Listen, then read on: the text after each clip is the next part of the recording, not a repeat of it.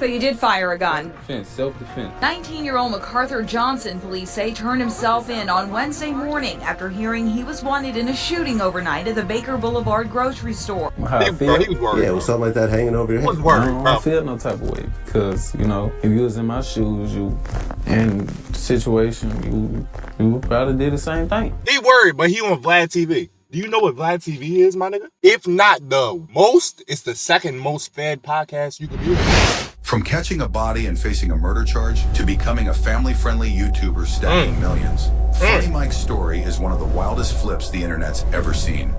Before the pranks, the challenges, and the family skits, he was MacArthur Johnson, a kid from Baton Rouge, Louisiana, a city where you better keep that thing on you or you might end up a pack. But how does someone go from facing life in prison to building one of the biggest kids-friendly YouTube channels? And is the past really behind him, or is it still waiting to catch up? MacArthur Johnson, born October 8th, Shout out to this channel because they be funny as hell while they talking. I don't even know who running this joint, but they be funny, bro. 1996, grew up in the trenches of Baton Rouge. In his own words, growing up in Baton Rouge meant that... Growing up in Baton Rouge, man, you don't do something that's not in the street-wise, you're gonna end up in jail or dead. The hood shaped him, pushing him toward the trap life as a young... That wasn't even FunnyMike right there talking. Y'all don't even know about the different personas and all that. That was 22 Savage right there.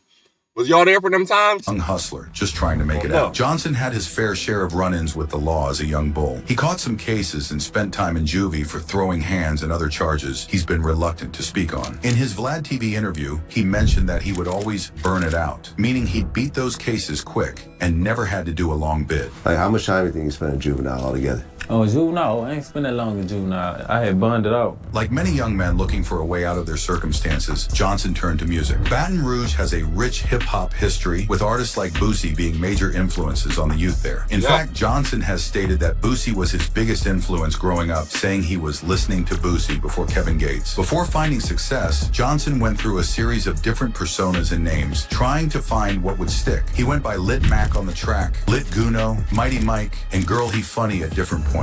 So what was the first name? My first name was Lil Mac. Lil Mac. On the track. Lil Mac on the track. Lil Mac on the track. Yeah, see, that was my first. Pimp? Shit, I slapped them hoes down, for real. Real talk. But that was one of my rap names. Initially, he tried to make it as a rapper, but when that wasn't taking off, he pivoted to comedy on social media platforms. I ain't gonna lie. His music was ass. I'll say it. You know, I ain't scared to say it. Let's shout out FunnyMike. But his music was ass. The one good song he did have, though, was that it's called Somebody or Be Somebody or something like that. You from the bottom of the start, you gotta be somebody. You ain't shit unless you be somebody. I'ma be somebody. Do you rapping or you hustling? Go to school or you thugging? Gotta get do something because they don't love you when you bummy. That shit a banger. And if you ever want to get inspired, go listen to that shit, man. That shit'll have you feeling like, nigga, you finna be the next motherfucking LeBron James or something. Anything possible. You know what I'm saying? Like Vine and Instagram. His relatable comedy about family dynamics and childhood experiences started getting traction. Johnson explained that he started that after rapping wasn't taking off, seeing comedy as another potential path to success. After rapping wasn't taking off for me, you know what I'm saying? I started then to try to see what can I, get out of it, you know what I'm saying? But then shit just started going up, you know what I'm saying? So you get in the Instagram comedian thing, right? And one situation took off, on the Instagram. This hustle and willingness to adapt would eventually pay off, but not before a major controversy and legal trouble that nearly derailed everything. In 2016, when Atlanta rapper 21 Savage was gaining popularity, Johnson made a strategic move that would change his trajectory. During a freestyle, he dropped the line, "This ain't 21, this 22," and people caught on. Told y'all.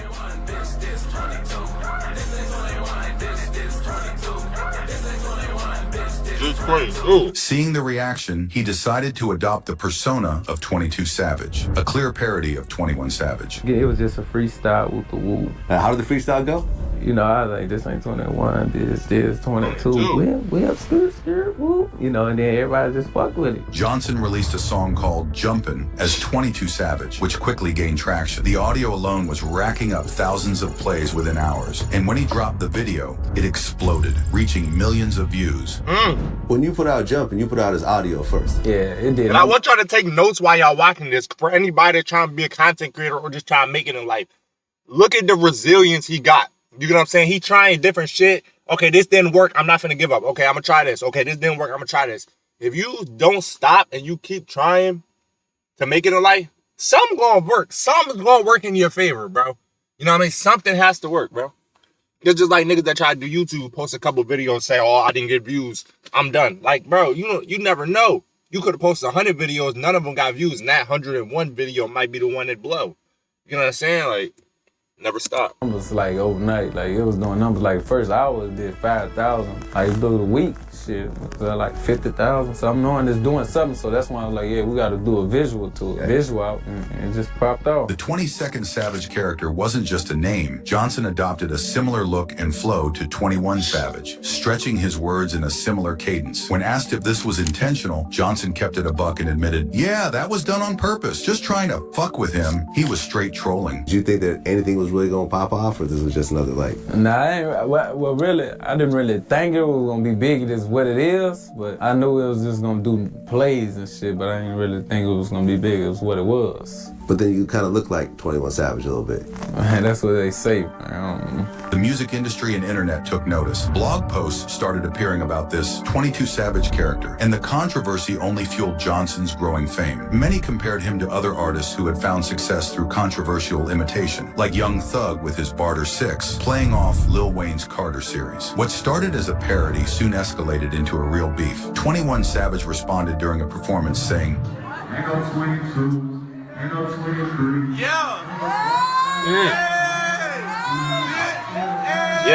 acknowledging. And this was when 21 Savage first started popping. Like, he just got on. And it's not like the nigga, some established artist that been on for 10 years. And no, this nigga just got on that year. You know what I'm saying? And the 22 Savage was getting clapper off his name. So that's why I could see why he was a little upset. Because if you been in the game for a long time, you're not going to give a fuck. Like, people probably already tried that. You're not going to care.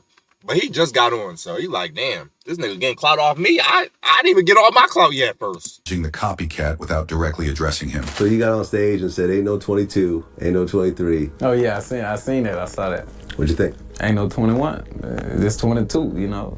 Johnson took this as a challenge. In interviews, he claimed that if 21 Savage had just ignored me, eventually it would have just faded away. Instead, the back and forth intensified. You glad he didn't know? Just ignore you. Right. Eventually, You glad he didn't? kind of faded away. Everything would have faded away, but Right. you know, he got no sense of, you know. The situation escalated when Johnson challenged 21 Savage to a boxing match, saying if 21 won, he would change his name. Even 50 Cent got involved, contacting Johnson about putting the fight on the undercard of a Mayweather boxing event. According to Johnson, they were going to put up 100 bands each for the fight, but 21 Savage declined, saying, I don't box, I got them choppers.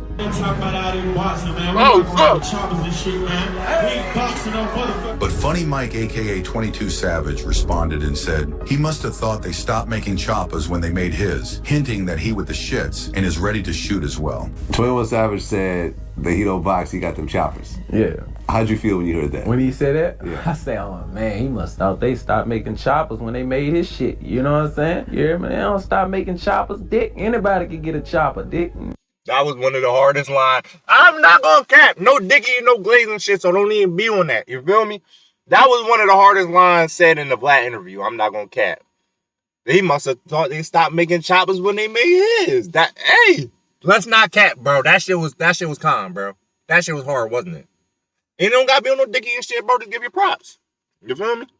You know what I'm saying? The beef took an even You're a darker grown man, turn bro. when You 21 cry. Squad began posting threatening messages, including tombstone emojis over Johnson's pictures. This led to threats and declarations that ATL, 21 Savage's city, and BR, Johnson City, were now no-fly zones for each other, meaning if either one pulled up to the other's hood, it was on site. The internet beef was turning into some real street shit. You know, that would really escalated the shit again, you hear me? Because that's when one of his homeboys, I don't know who he was, he put the little tombstones over my pictures, whoop the whoop, then no plug. He got the comment, he say something, so I added him. I say pull up. You know, that's when the whole city, you know, what up, pull up, you know what I'm saying? You said that, what, Pull up. Baton Rouge is a no-fly zone for them now? Shit, it is a no-fly zone. But while the internet beef was heating up, the streets had a different kind of smoke. The whole waiting. city. Before Imagine you being from a nigga city. Imagine you being from FunnyMike City, and then the niggas from Atlanta pull up, and then you get in a shootout and die over some rap beef that had nothing to do with you, just because you from that city. You hype as shit to be trying to defend your city and you done died over nothing. That didn't even have nothing to do with you. For long, FunnyMike wasn't just playing Savage on records. He caught a real body in broad daylight. Amid the rise of the 22 Savage persona and the beef with 21 Savage, something far more serious occurred. On May 3rd, 2016, MacArthur Johnson was involved in a shooting that left 20-year-old Richard Phillips dead in the parking lot of a Baker Boulevard grocery store in Louisiana. Good afternoon, I'm Cheryl Mercedes. And I'm Greg Merriweather. A fight over a flyer for a birthday party has left one man dead and another charged with his murder. The killing happened at a Baker convenience store, and this afternoon, Police Chief Mike Knapp's announced a total of 3 arrests in this case. But the suspected shooter insists he did nothing wrong. You didn't fire a gun? Self-defense, self-defense. So you did fire a gun? Self-defense. 19-year-old MacArthur Johnson, police say, turned himself in on Wednesday morning after hearing he was wanted in a shooting overnight at the Baker Boulevard grocery store. According to police reports, the shooting stemmed from a dispute over a birthday party flyer that had occurred 7 weeks earlier. On the night of the shooting, Johnson was in a car with Charmaine Wilson when they encountered Phillips, who was distributing flyers in the parking lot. Phillips was passing out party flyers in the parking lot, and he and FunnyMike were arguing over the flyers. After a brief conversation, Phillips and his companion, Walter Williams Jr., slid off at first, but Phillips doubled back and pressed FunnyMike a second time. Mike said Phillips upped a strap on him, so Mike fired first, hitting him dead in the chest, claiming it was self-defense. Self-defense. So you did fire a gun? Self-defense. 19-year-old MacArthur Johnson, police say, turned himself in on Wednesday morning after hearing he was wanted in a shooting overnight at the Baker Boulevard grocery store.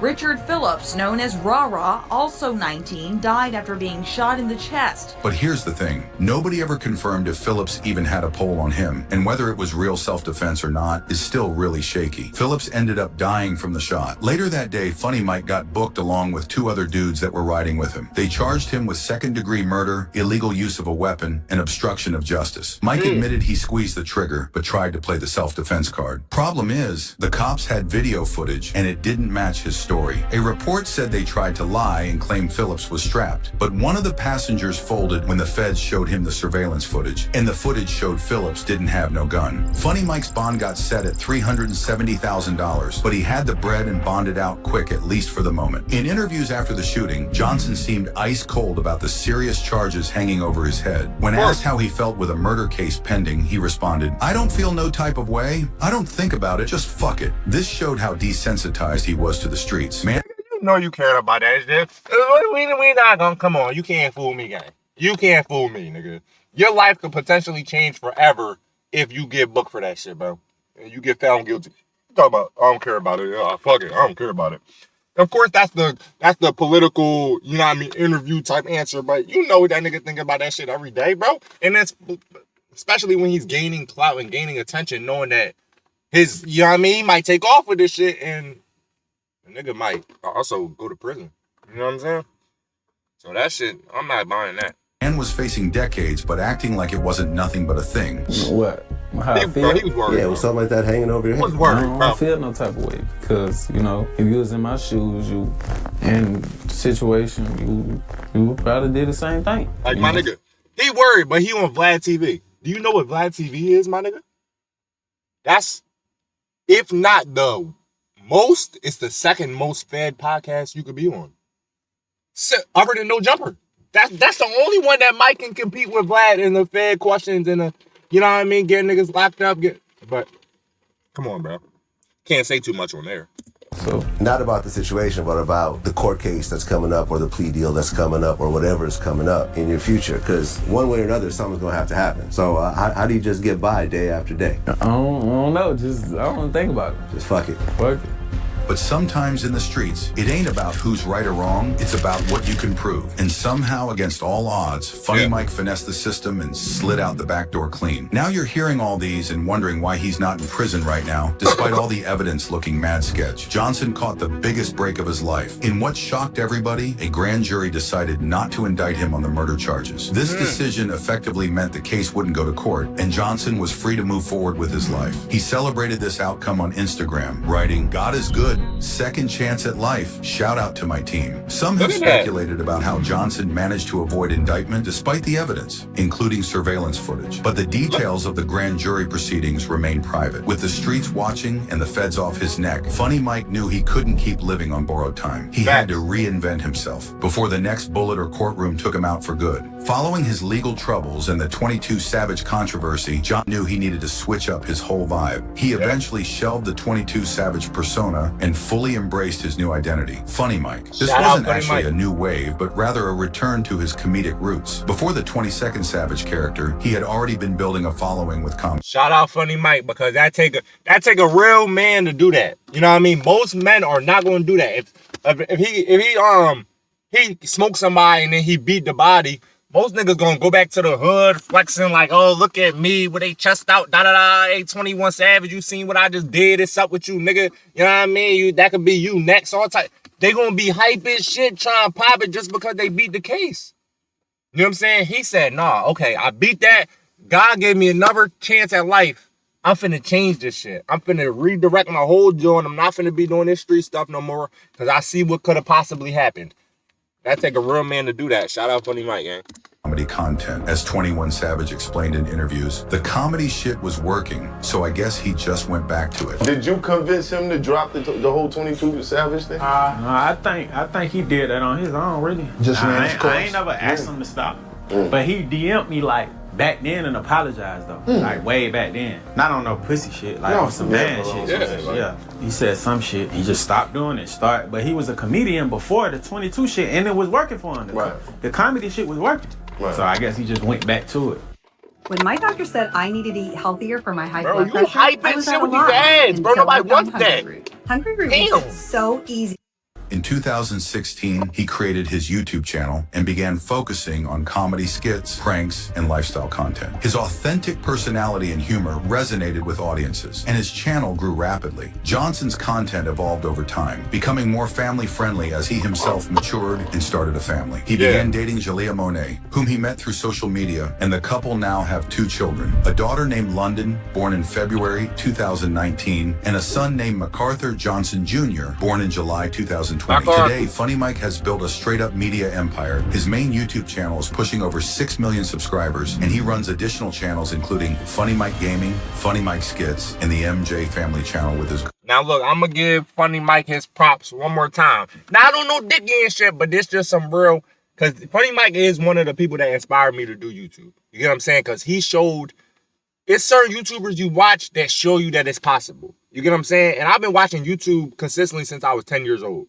You know what I'm saying? So, FunnyMike, I've been watching his YouTube since his first video he posted. Literally, his first video he posted, or maybe his second, it was like some vlog at like a college or something. Like, it was like some vlog shit. You know what I'm saying? Bro, I've been watching the nigga since he first started. And I just seen how consistent he stayed and how much he just grew over time. You know what I'm saying? This nigga was dropping them pranks. I would come home from middle school every day and then go on YouTube and see. This was on peak YouTube. I would see a video from FunnyMike. You may see a video from Soluminati, Flight Reacts, and DDG. Them niggas was consistent as shit. I'm not gonna lie. Soluminati, yeah, he was on and off. But them niggas really inspires me to do YouTube because they showed me that it's possible. Like, you know what I'm saying? So shout out FunnyMike. I've been watching him before he started YouTube. I've been watching him since I was in elementary school, when he was doing the Instagram skits. You know what I'm saying? So I've been watching his YouTube since he first started. So shout out. And when I make it on YouTube and niggas see me at 1 million subs or 10 million or whatever, I want them to have that same inspiration. Like, oh, I've been watching JayThou since this and that, and he showed me that it's possible. And especially because I thought FunnyMike was way older when he was doing YouTube. You know what I'm saying? I thought the nigga was like 27, 28 back when he was 20. You know what I'm saying? Like, damn. I thought that nigga was way older, but I guess not. Girl Jalea, which has over 3 million subscribers by itself. His content now is all about pranks, challenges, and family vlogs. A complete 180 from his days as 22 Savage or his trouble with the law. He's estimated to be worth about 3 M's, all made legitimately through his social media hustle. That's according to Google, but I think he's worth 10 times that, as he's acquired most of his wealth from crypto investments. A coin called Doge is what made him all these millions. Beyond YouTube, Johnson has kept dropping music under his FunnyMike persona. genre, with tracks like DD3X, Small Wee Wee, and Monsters Under My Bed showing a more lighthearted approach than his 22 Savage days. Johnson has also been giving back to the hood, organizing bike giveaways for kids in Baton Rouge who ain't got much, especially around Christmas time. He's spoken on the importance of putting on for your city, noting that many children don't get nothing for Christmas because their family can't afford it. A key part of Johnson's story is his connection to another Baton Rouge rapper who blew up, NBA YoungBoy, Kentrell Deshaun Galden. These two came up in the same trenches of Baton Rouge, both trying to make it out by any means. YoungBoy has shouted out FunnyMike in his music, with bars suggesting people mistakenly thought FunnyMike was soft when he was really about that life. All you do is whistle, players prison out the central book, and they really thought FunnyMike was pussy.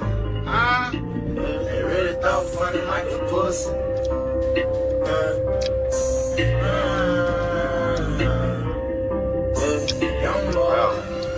FunnyMike was in his YouTube this video. co-sign from one of the hottest rappers in the game adds another layer to Johnson's complex story and street credibility. FunnyMike's journey from the trenches of Baton Rouge to YouTube stardom is a story of transformation, second chances, and reinvention, straight up. While his past includes catching a body and controversial beef, he finessed his way into building a successful career as an entertainer. Today, the man once charged with murder creates content that millions of families watch daily. He's a father, entrepreneur, and content creator who's apparently left his troubled past behind. He really beat the system and changed his life around. His story raises mad questions about redemption, the justice system, and how people can switch up their whole lives. It also highlights the unique opportunities that platforms like YouTube provide for renovation and reaching audiences directly without traditional gatekeepers. Love him or hate him, FunnyMike's story shows that no matter how deep in the game you might be, there's always a chance to flip the script and make something positive happen. And I just want anybody out there watching, whether you young, old,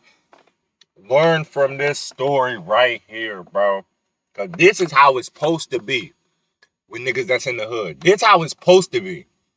You know what I'm saying? Because second chances, it don't just happen to one person, two person. It's a lot of people that get second chances at life. I've got second chances in life. It's times where, you know what I mean? A nigga didn't, you know what I mean, almost died and all types of stuff. You know what I'm saying? So I look at that like, okay, if I survive that, you know what I'm saying? If I survive a nigga bullets going past my head almost dying, that's a second chance at life. I need to take that and run with it. I'm not finna go be on some nut shit and be like, all right, bro, now I'm finna just jump head first into the streets, you know what I'm saying? Slide on every op I see, crash out, throw my life on. No, I got a second chance, bro. You know what I'm saying? Let me change it. Okay, maybe I was doing some nut shit back then. That's why I got in that situation. Let me change it. Go ahead and do something else, something smarter. And, you know what I mean? Come on. Hey, shout out FunnyMike once again, bro. That's a real nigga right there. And then, not only did he change his life, he changed so many other people's life too. He changed his family life. He changed his girlfriend's life. He changed other kids that he didn't even know that this was, well, first he changed other kids from his hometown life that he brought them on to YouTube, was doing YouTube videos with them. And then on top of that, he changed other people's lives when he moved to Texas that he didn't even know at first. And made this whole bad kids thing and changed their life. Better. Come on. If you can't give a nigga like that props, I don't know who you get props to. Hey, man. That's the end of this video. It's a crazy video. The story of how FunnyMike smoked his op and then went to the top. You feel me? Hey, man, y'all enjoyed this video. Go leave a like, go drop a comment down below, subscribe, and turn on notifications. We're going to catch you on the next one.